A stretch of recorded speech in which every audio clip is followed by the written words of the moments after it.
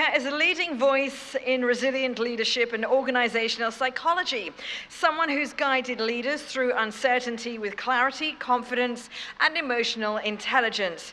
As managing director of Inspired Development Solutions, she's shaped leadership cultures built on trust, adaptability, and purposeful action. A respectful psychologist, strategist, and author, her work continues to define strong, human-centered leadership in a changing world. Please welcome Dr. Lynda Folan.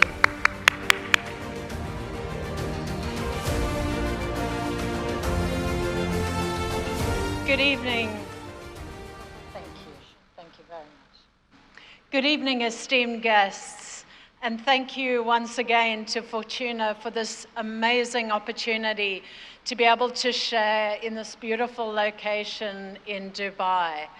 I'm delighted to be here to talk in alignment with the Forttuna Awards. I've spent my whole career searching for the truth about fantastic and excellent leadership.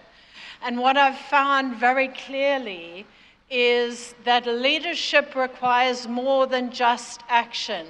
It requires internal change. It requires that we lead with dignity, with respect, and with emotional intelligence.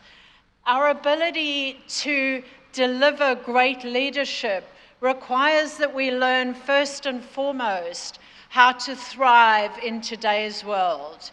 We all know that today's world is highly volatile. It's a changing world that is not going to stop changing. We will continue to see disruption across the globe. When you look at the researchers have told us very clearly that we live in what is described as a VUCA world. A world in which we are living is volatile, it's uncertain, and it's constantly changing and ambiguous. If you look at the fast pace, we've already heard from speakers this evening talking about AI, the fast pace of change that is coming to organizations, the complexity of the geopolitical context. If you look at the world around us, there's no surprise that researchers are telling us that it's changing. And leadership sits within that framework. All of you here tonight are leaders in your own right. But if you don't look after your ability to thrive in today's complex world, you will not be able to lead with truth and dignity. We know from research that you need to be able to step forward and lead effectively. We've seen through COVID and post-COVID organizations both succeeding and failing. Those that have succeeded because they've chosen to lead from a values base. They've chosen to lead with dignity, or as the researchers call it, they've led transformationally. They've taken decisions that have been hard at difficult times, but they've taken them with dignity and power, and they've stood firm to lead transformationally in a world that is destabilized. We will continue to see constant challenge, and without resilience, no leader is capable of leading sustainably in this world. My personal research has led me to identify that there is a direct correlation between your ability to lead sustainably and with excellence and your resilience level. If you don't individually maintain your resilience levels, you will not be able to sustainably lead. We all know this anyway, but the research has now bubbled out. My research was very lucky enough to land right at the beginning of COVID. And it went viral very quickly because of the power that we saw during those times when there were difficulties for all of us in business. We saw that those leaders who were able to step forward and lead in those times in an effective and excellent way had maintained their resilience. I've been able to prove statistically through my research the key elements that make leaders resilient in today's world. Oops, and I pressed the wrong button, apologies. We've discovered that there is clearly 3 aspects that we need to look after if we're going to maintain resilience in today's world. This applies to all of us, but we know that leaders particularly need to be able to look after their resilience. And the key to resilience is not just about being able to bounce back. It's actually being able to bounce forward, being able to actually learn from challenges and change and get better at what we do. Leaders who do that will remain innovative, they will remain excellent, and they will remain agile to the world around them.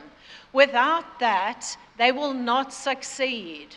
We've seen it repeatedly over the years where leaders have succeeded or failed. They've failed on this one key aspect, their resilience levels. Now, resilience in the research shows that there are 3 key things.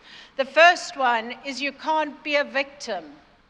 The minute you become a victim and are unable to see that you make a difference every day in the decisions that you make, you will never be resilient and your leadership will always be hampered.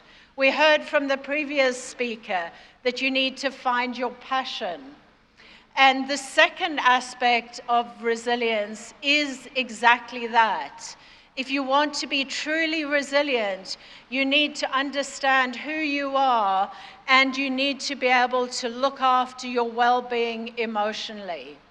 The third aspect and the most important aspect of your resilience is the ability to manage the powerful and incredible piece of equipment that sits on top of your shoulders. Experts in technology keep telling me we're going to make computers that are cleverer than your brain.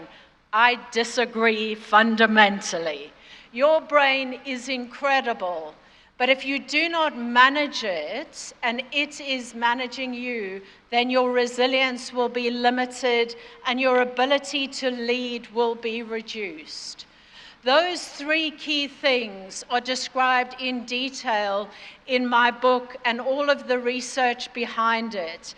And I encourage you, if you sit in leadership roles, and all the award winners today are sitting in incredible leadership roles, I would encourage you to go out and research what you need to thrive in this world. It's not about survival. If you're just surviving and just getting through the next day, that is not good leadership.